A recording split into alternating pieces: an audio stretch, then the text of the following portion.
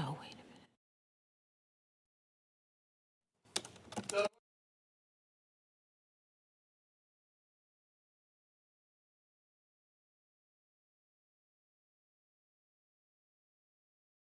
Streaming on clickorlando.com and broadcasting live. You're watching News 6 at noon. Well, right now at noon, we are hearing from neighbors in Orange County as 3 active investigations are underway for teens shot and killed in less than a week. Plus, pet owners, Florida is rolling out new laws aimed at protecting your fur babies. We'll break them all down for you in the new rules. But first, Central Florida is going to have a drop in temperatures to ring in the new year. I don't know whether we should say Happy New Year or Sad New Year for folks, because this is going to be quite the change, but it's beautifully warm today. It is a great day. So today, Florida is certainly living up to its reputation towards the last week of December. You can see crystal clear blue skies after we dealt with some early morning fog. Lauren, you can see how jam-packed the beaches are, and as they should be, as the weather is going to be fantastic. A bit on the breezy side, which is still roughing up the surf. Right now, temperature is 76 degrees. We're going to continue to rebound back to nearing 80 degrees, but area-wide, we are already above where we should be for this time of the year. For our official daytime high, average is 74. We're going to be up to near 80 degrees today, and we're certainly on trend to do that pretty easily today. But again, beach forecast, if you want to run out there and enjoy a couple of hours on the sun and enjoy the sun and sand, again, high risk of rip currents, to surf about 1 to 2 feet. But then as we head into tonight and into the rest of the week, beach conditions will not be ideal, as we are watching a big-time cold front. It's been bringing a mess across parts of the Midwest and the Northeast. Rain, snow, sleet, blizzard-like conditions also spawned up tornadoes across parts of the Midwest. So all of this is going to continue to push towards the Sunshine State, and that's going to be bringing us a drastic drop in temperatures. So highs stay nearing 80 degrees, maybe a few isolated showers later on today, but notice that drop in temperatures. Highs on Tuesday, New Year's Eve, New Year's Day, staying in the 60s, but there will be some pretty chilly nights. We're talking about frost and freeze potential, and even some wind chill values we need to be tracking pretty closely. We'll have more on that coming up in just a couple minutes. All right, Chief, thank you for the warning. Now, because of that cold you just heard from Candace, Flagler County says it is opening shelters for those who do not have heat. Officials say the Rock Transformation Center, that'll be open tonight, tomorrow, and Wednesday night. The center is located at 2200 North State Street in Bunnell. It'll be open from 5 p.m. to 8 a.m. the next day. The county says bus transportation will also be provided. That'll be 2 routes, including east and west sides of the county. News 6 also learned that Matthews Hope will be opening both of its locations as well. That'll be from 4 p.m. tomorrow. The Orange County location is at 611 Business Park Boulevard in Winter Garden. The Brevard County location, that is 825 Forest Avenue in Cocoa.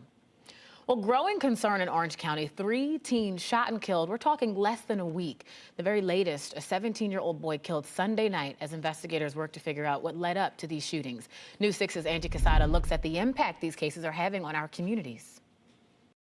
Yeah, this shooting adds to a deadly stretch here in Orange County. This is still crime tape left here on the scene, and neighbors across the county say the loss of so many young lives in such a short amount of time is deeply unsettling.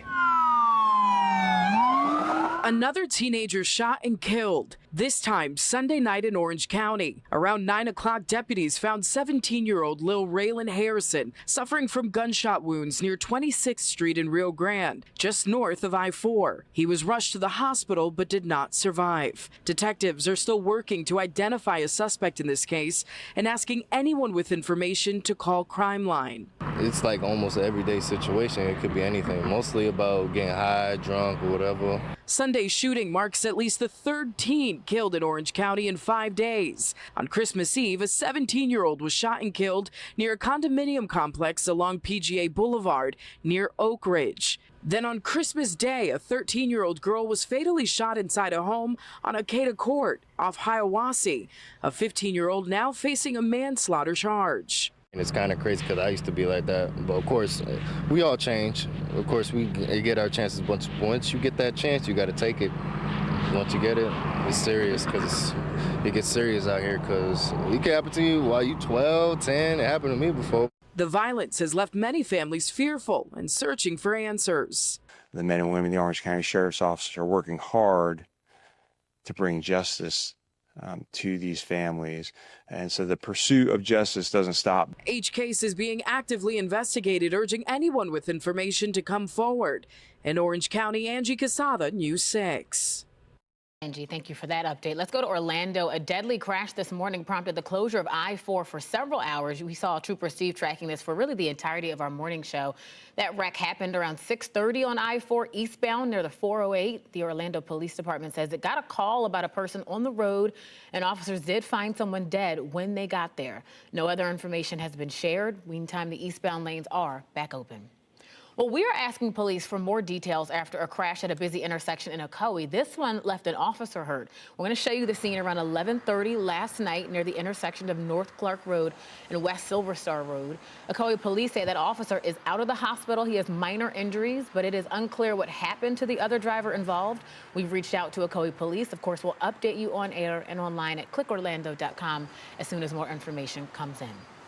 To Apopka now, where police are asking for your help to find this missing woman. She's been missing for more than 7 years. Police say 37-year-old Jamie Lynn Kiriakis was last seen back in September of 2018 in Apopka. She's about 5'8". She weighs around 117 pounds. She's got several tattoos. If you have any information at all about where she could be, please call 911 or the Apopka Police Department. Well, a new scheme is targeting the families of people behind bars in Osceola County. Folks are pretending to be jail representatives.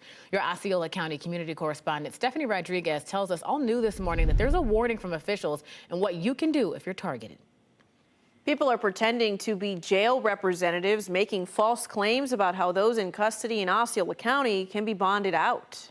A phone call you think is legit, but in reality isn't, is a tactic many use to steal personal information or extort money. It happened in my family, but a few years ago, like many years ago, where somebody called and said they had somebody kidnapped and they actually had their voice. And now Osceola County Corrections is being used to confuse people.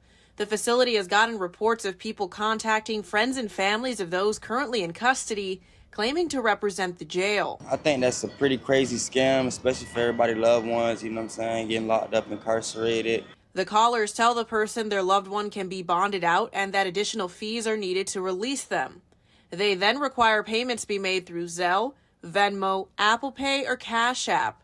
People I spoke with say the best way to protect yourself is to not engage. When people call you to ask you for personal information, like, you know, your identification, your bank accounts, you can't give any of that information. Because I know the IRS and certain government agencies will not ask you for that information. So you have to be so vigilant and being very careful not to give your information to people. And that's exactly what Osceola County recommends. The county urges people to verify bonding or release information with the jail or with a licensed bonding agency. The jail will never call to request bond payments or fees and will never use those payment apps. If you receive a call like this, don't send any money and make sure that you report it right away to the Osceola County Sheriff's Office. I'm your Osceola County community correspondent, Stephanie Rodriguez, News 6. All right, Stephanie, thank you. 12:08. Look at this cutie right here. For many of us, it's not just a dog or a cat. They're our family. And if you have a pet, there are some big changes coming your way in the new year. In fact, in just days, Florida is rolling out new laws aimed at protecting pets and clearing up any confusion around pet insurance that many owners say has been frustrating. News 6's Jana Manahalal breaks down what's changing and what it can mean for you and your fur family. Florida is rolling out new protection for pets, including clearer rules for pet insurers. Starting in 2026, insurers will have to provide more transparency about what policies cover and how claims are handled, something many dog owners say has been confusing. Depending on where you are and what walk of life you're in, the insurance could be great, but insurance is muddy no matter what field you're in. House, auto, whatever. So, yeah, more clarity across the board would be great. For Jeff Carreo, pet insurance isn't just about convenience. You weigh the pros and cons of how much you're going to spend in the lifetime of the dog on insuring them.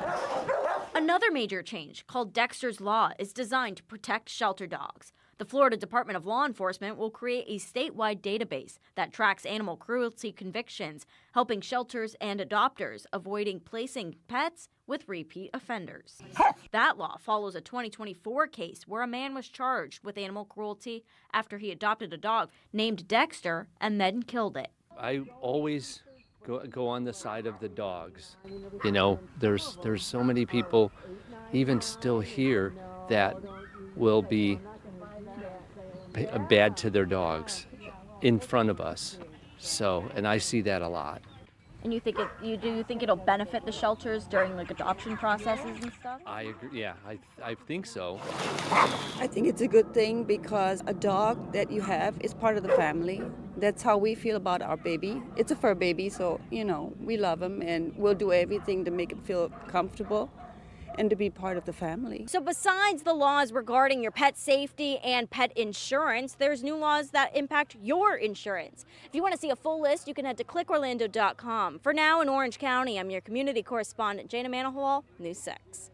All right, thank you so much. Look, we told you before, we are in for a stretch of cold days, but we're not alone. So coming up, we're looking at the winter weather some neighbors up north are dealing with. Man, it's rough. And we're also getting another look at the chilly temps heading our way. But before that, let's bring you a live look at our Mount Dora camera. If you are still on winter break, we want to remind you to soak up the last few hours of this gorgeous weather. You're watching News 6 at noon, and we'll be right back.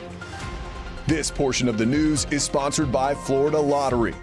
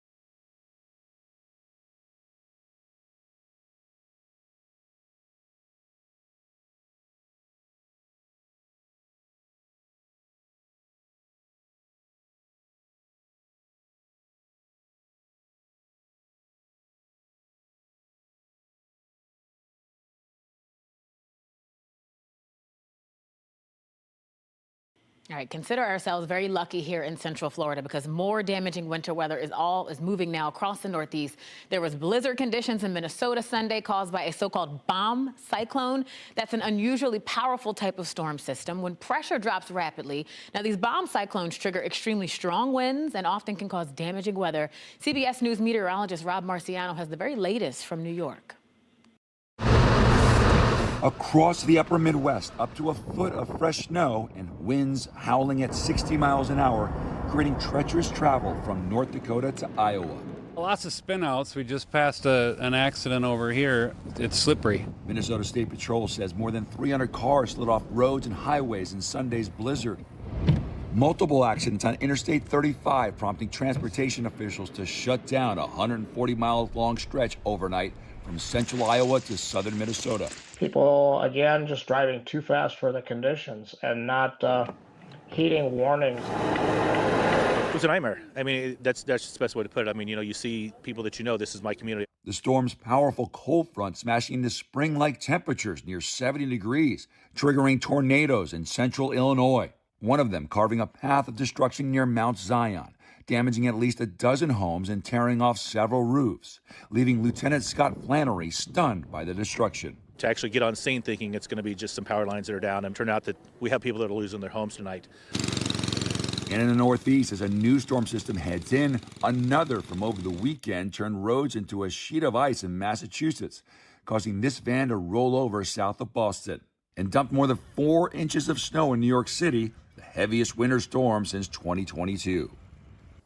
Now you can see some of that snow still on the ground behind me underneath all this fog that has infiltrated much of the I-95 corridor at a head of the system, which continues to strengthen heading into Canada. The backside of that will bring the winds and the cold air here into the Northeast.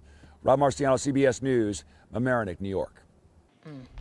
And the thing is, we've got something in common with all of our friends who are experiencing this in the Northeast. That exact system affects us. It's the one and only system right now impacting the country. So if you have any travel plans, as you heard Rob there talking about it, we have still plenty of snow and sleet, a wintry mix, quite a mess across parts of the Great Lakes in the Northeast. The rest of the country is looking okay, where some areas should have more snow. They're not seeing any at all, like in parts of Utah and Colorado. So it's certainly been a very odd last week or so of December. So let's talk about really the last week of 2026. Big Arctic blast, the same system that is bringing that mess of weather is going to be bringing us some really chilly temperatures. So if you're hoping to enjoy some of those sweaters that maybe you got for Christmas, you'll be able to use them over the next couple of days as we say goodbye to 2025 and ring in the new year, especially on New Year's night. You want to bundle up. It will be chilly. We're talking feels like temperatures into the 20s and 30s, not so much on New Year's Eve night, but before that, we certainly will be feeling that chill before things gradually warm up back to where we should be for this time of the year, into the 70s. So temperatures out the door, we are already running above average. Our average high for this time of the year is 74. Already we're at 76, 77, already 79 degrees along the coastline. Earlier in the show, we showed you Daytona Beach. It is jam-packed with people enjoying the weather, but it's certainly going to be a nice beach day today before things really start to drop temperature-wise. Now let's check on that hour-by-hour forecast for your last Monday of the year. Your forecast is sponsored by Strata Services. All right, our highest day back into the upper 70s, nearing 80 degrees. And then we're talking about the big-time cold front. Again, the same system that brought all of that weather that you just saw is going to be maybe bringing a quick isolated sprinkle or two as that front continues to clear. The skies will clear behind it, and that cold air is going to be rushing in. It's really bumped up pretty close to this front, so it's not going to take too long to cool us down. So notice our lows tonight, early tomorrow morning. If you're waking up early with us and you're tuning into News 6, these are the temperatures you're going to be noticing on the map. We'll be at 37 in areas in and around Marion County, 40s up and down the I-4 corridor, maybe a few 50s there. But not only is it going to be cold, it's going to be windy. So this is our wind chill. This is what it will be feeling like to the skin, feeling like the 20s, potentially in our northwestern neighborhoods, feeling like freezing up and down I-4, feeling like the 30s as well along the coast. But it's not just tonight, early Tuesday, that we're going to be dealing with the wind chill. We're going to be feeling even colder on Wednesday. The official overnight low Wednesday morning will be 38. It's going to be feeling more like the 20s in many areas. So again, feeling very chilly just because of that wind. And then temperatures will gradually start to rebound starting New Year's Day. Now, the concern besides the wind chill is going to be where could we see some freeze and frost? It's all going to be dependent on how much that wind will die down. If the wind dies down enough, we could have some freeze and frost potential. The light blue here indicating frost, the purple there freezing. So certainly one of those nights where Tuesday night into Wednesday where you want to bring in any of those sensitive plants and, of course, the pets, obviously. Looking here at your New Year's Eve forecast. Again, this is Wednesday. A cold afternoon. Highs are going to struggle to reach 60 degrees on your New Year's Eve.